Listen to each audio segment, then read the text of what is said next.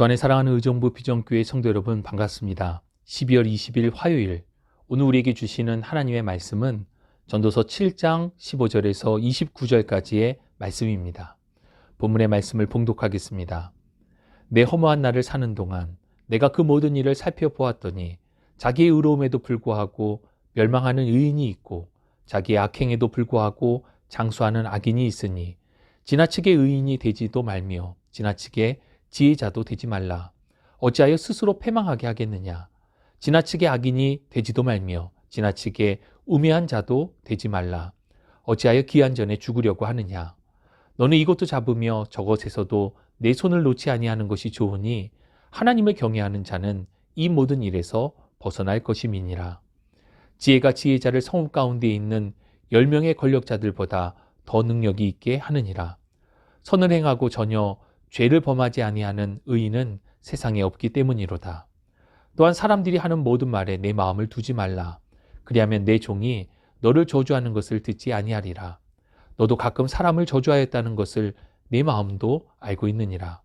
내가 이 모든 것을 지혜로 시험하며 스스로 이르기를 내가 지혜자가 되리라 하였으나 지혜가 나를 멀리하였도다. 이미 있는 것은 멀고 또 깊고 깊도다. 누가 능히 통달하랴. 내가 돌이켜 전심으로 지혜와 명철을 살피고 연구하여 악한 것이 얼마나 어리석은 것이요 어리석은 것이 얼마나 미친 것인 줄을 알고자 하였더니 마음은 올무와 금을 같고 손은 포승 같은 여인은 사망보다 더 쓰다는 사실을 내가 알아내었도다. 그러므로 하나님을 기쁘게 하는 자는 그 여인을 피하려니와 죄인은 그 여인에게 붙잡히리로다. 전도자가 이르되 보라 내가 낱낱이 살펴 그 이치를 연구하여 이것을 깨달았도다. 내 마음이 계속 찾아보았으나 아직도 찾지 못한 것이 이것이라. 1000사람 가운데에서 한 사람을 내가 찾았으나 이 모든 사람들 중에서 여자는 한 사람도 찾지 못하였느니라. 내가 깨달은 것은 오직 이것이라. 곧 하나님은 사람을 정직하게 지으셨으나 사람이 많은 꾀들을 낸 것이니라.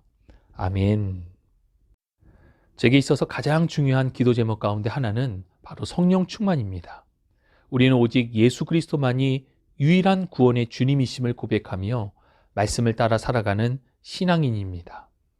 그런데 성령으로 충만할 때와 그러지 못할 때의 차이는 매우 큽니다.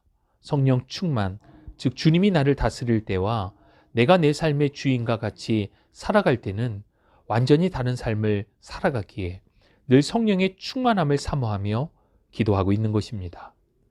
이렇게 성령이 충만할 때 나타나는 삶의 열매들이 있습니다. 그것은 갈라디아서 5장 22절, 23절의 말씀과 같이 사랑과 희락과 화평과 오래 참음과 자비와 양성과 충성과 온유와 절제입니다. 그렇습니다. 성령의 충만한 사람은 이러한 것들이 성령의 열매가 나타납니다. 그런데 마지막 9번째 나오는 성령의 열매는 다소 특이함이 느껴집니다. 그것은 바로 절제인데 성령 충만한 사람은 삶에 절제함이 있다는 것입니다. 오늘 전도서 7장 15절 이하의 말씀은 이러한 절제된 삶에 대하여 교훈을 줍니다. 삶에 있어서 어느 한쪽으로 지나치게 가서도 안 되고 또 부족해서도 안 된다는 것입니다. 15절로 17절을 보면 의인도 고통을 받고 오히려 장수하는 악인의 모습을 보며 지나치게 의인이 되어서도 안 되고 또 지나치게 지혜자가 되어서도 안 된다고, 그리고 지나치게 악인이 되어서도 안 되고 또 지나치게 우매한 자가 되지도 말라 이야기합니다. 본문을 자칫 잘못 해석하면 의인과 악인의 구별이 아무 의미가 없는 것처럼 보일 수도 있습니다. 그런데 15절을 보면 멸망하는 의인은 자기의 의로움에도 불구하고 멸망합니다. 여기서 의로움은 하나님께서 의롭다 하신 의가 아니라 본인의 기준에 합한 자기 의로움인 것입니다. 그러니까 본인이 기준으로 삼은 자기 중심적인 의로움, 또 그 지혜도 지나쳐서는 안 된다는 것입니다. 절제된 의의 열매와 지혜의 열매가 필요함을 강조하고 있습니다. 18절은 바로 이러한 삶의 균형과 절제가 지혜임을 알려줍니다. 어느 한쪽으로 쏠리지 말라는 것입니다. 극단적인 태도로 한 방향으로 가는 것보다는 다방면에서 균형감이 필요하고, 이러한 균형감의 기준은 오직 하나님을 경외함으로 그렇게 하라 말씀합니다. 즉 쏠리지도 말고 좌지우지 되지도 말고 하나님을 경외함으로 삶의 중심을 잘 잡으라, 균형감 있게 절제하며 살아가라 교훈하고 있습니다. 19절로 22절은 지혜가 주는 힘과 구체적인 방법에 대하여 말씀해 주십니다. 10명의 힘 있는 장군들이 성을 지키는 것보다 더욱 강한 것이 있는데 그것이 바로 지혜의 힘입니다. 제 아무리 사람이 의로워도 완전할 수는 없습니다. 우리 모든 사람은 죄성을 가지고 있기 때문입니다. 그러기에 우리는 때때로 이 죄에 걸려 넘어지기도 합니다. 그렇기 때문에 사람들이 하는 말들에 실수가 있고 그것에 상처를 받기도 합니다. 지혜는 그 모든 말들을 다 들을 필요도, 또 들었다고 하여서 그것을 마음에 담아둘 필요가 없다는 것입니다. 예를 들어 종이 주인의 뒷담화하는 것을 주인이 듣는다면 좋을 것이 없습니다. 또 그것을 들으려 할 필요도 없고, 설사 들었다 할지라도 그러려니 하고 넘어가는 것이 필요하다는 것입니다. 22절은 종이 주인에 대해 뒷담화하는 것은 일반적으로 볼 수 있는 것이 아니냐, 너도 그러하지 않느냐, 자신을 돌아보라 말씀합니다. 그러면서 들을 것과 듣지 않고 흘려보내야 할 것을 구별하여 아는 것이 지혜임을 알려줍니다. 22절과 24절은 본인이 지혜롭게 살고자 세상과 사람을 연구하고 시험도 하고 애를 쓰지만 세상의 모든 일을 알기에는 자신의 지혜가 한계가 있음을 고백합니다. 하지만 전심으로 지혜와 명철로 살피고 연구하며 얻어낸 결과가 있는데 그것이 바로 25절에 밝히고 있는 내용입니다. 내가 돌이켜 전심으로 지혜와 명철을 살피고 연구하여 악한 것이 얼마나 어리석은 것이요 어리석은 것이 얼마나 미친 것인 줄을 알고자 하였더니, 결국 악하게 사는 일이야말로 어리석은 것이고 이러한 어리석음에 있는 것이 미친 것이었다라고 하는 다소 거친 표현까지 합니다. 즉 악하게 살아서는 안 된다는 것을 강조하고 있습니다. 그리고 이어지는 26절에 본인이 한 가지 깨달은 것을 고백합니다. 죽음보다 더 지독하게 무서운 것이 있는데 그것은 바로 여자라는 것입니다. 이 고백은 지혜자 솔로몬의 고백입니다.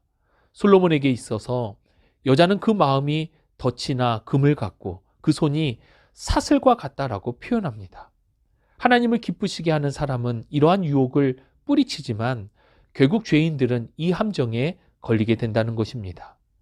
안타깝게도 이는 실제 솔로몬의 삶 가운데 그대로 드러납니다.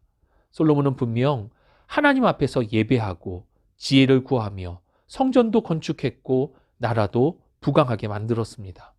그러나 솔로몬의 말년은 그 주변의 여인들, 특히 이방 나라의 여인들을 아내로 맞이하며 그 스스로가 고백하였듯이 덫에 걸리고 사슬에 묶인 것과 같은 인생의 노년을 보내게 됩니다. 이어지는 27절로 28절은 솔로몬 자신이 주변을 낱낱이 살펴보았는데 1000명의 사람들 가운데 1명 정도의 의인을 찾을 수 있었고 그는 남자였다라는 것입니다. 그 주변에 그 많은 여자들 중에 단 1명의 의로운 사람도 찾지 못하였다 고백합니다. 이것은 남자가 여자보다 낫다는 것이 아니라 이미 솔로몬 주변의 여인들은 대부분 이방 여인들이었고 우상을 섬겼습니다. 그는 이미 이러한 이방 여인들의 덫에 걸려 있었던 것입니다. 그러면서 마지막 결론을 29절에 이렇게 고백합니다. 내가 깨달은 것은 오직 이것이라. 곧 하나님은 사람을 정직하게 지으셨으나 사람이 많은 꾀들을 낸 것이니라. 창조주 하나님께서 사람을 창조하실 때 사람은 하나님의 성품을 그대로 닮은 완전한 존재였습니다. 하나님을 따라 의롭고 정직한 존재였습니다. 그러나 인간 스스로 많은 꾀, 곧 죄를 짓게 됨으로 인해 지금과 같은 죄성을 가진 불완전한 존재가 되었다는 것을 고백합니다. 즉 우리의 한계를 인정하고 창조주 하나님을 온전히 닮아가야 함에 대한 깨달음과 고백인 것입니다. 오늘 본문이 주시는 교훈은 크게 두 가지로 볼 수 있습니다. 첫 번째, 삶에 있어서 어느 한쪽으로 치우치지 말고 여호와 하나님을 경외함으로 절제하며 균형감 있는 삶을 살아가야 함에 대한 교훈이고, 두 번째, 우리 안에 모든 악함을 벗어내고 하나님의 성품을 회복해야 한다는 것입니다. 결국 이 모두는 여호와 하나님을 경외함으로 악에서 떠나고 절제된 삶을 살아갈 수 있게 합니다. 하나님의 말씀 앞에서 두렵고 떨림으로 서는 것이 지혜입니다. 그것이 바로 우리를 향하신 하나님의 의입니다. 그렇게 믿음 안에서 승리하는 삶을 살아가실 수 있기를 우리 주님의 이름으로 축복합니다. 하나님 아버지, 감사합니다. 죄와 허물로 죽었던 우리를 의롭다 하시고 하나님의 자녀로서 살아가게 하시니 참으로 감사를 드립니다. 이 땅을 살아가며 우리 안에 참된 지혜가 있기를 원합니다. 여호와 하나님을 경외하며 우리의 삶의 절제와 더불어 균형감 있는 삶을 살아가기를 원하고, 또 말씀 앞에서 우리의 모든 악함을 벗어내기를 원합니다. 오직 아버지 하나님의 성품을 회복하며 거룩한 삶이 되도록 우리를 붙들어 주시고 인도하여 주옵소서. 감사드리며 우리 구주 예수 그리스도의 이름으로 기도합니다. 아멘.